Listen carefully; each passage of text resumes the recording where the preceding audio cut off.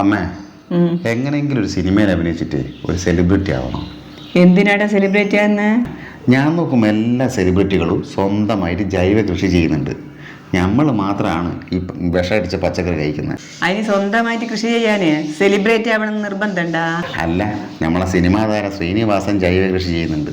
അതുപോലെ മമ്മൂട്ടി, മോഹൻലാൽ, ഉണ്ണി മുകുന്ദൻ, മഞ്ജു വയർ, എന്തിനേറെ പറയുന്നത് നമ്മുടെ സിനിമാ താരം കണി റോസ് വരെ കൃഷി ചെയ്യുന്നുണ്ട്. കണി റോസും കൃഷി ചെയ്യുന്നുണ്ടാ? ആ, ഓള് വല്ല റോസാ പൂക്കളായിട്ടായിരിക്കും കൃഷി ചെയ്യുന്നുണ്ടാവുക അല്ലേ? പോലക്ക റോസാപ്പൂവ്. ഓള് ചക്കയാ കൃഷി ചെയ്യുന്നത്. ചക്ക. ചക്കയാ? ആ, ചക്ക നമ്മൾ കഴിക്കുന്നതിൽ ഏറ്റവും നല്ല ഫ്രൂട്ട് ചക്കയല്ലേ? ആ, ദുബായിലൊക്കെ 2 ചക്കച്ചുളക്ക് എത്ര ദീർഘം കൊടുക്കണം നമ്മുടെ വിചാരം? ആ, നമ്മക്ക് വെറുതെ കിട്ടുന്നോണ്ടൊരു വിലയില്ലായിട്ടല്ലേ? ആ, പക്ഷെ ചെറിയൊരു പ്രശ്നമുണ്ട്. എന്തിനാടാ? കണി റോസിന്റെ വീട്ടിലുണ്ടാകുന്ന ചക്കയൊക്കെ ഇതുപോലെ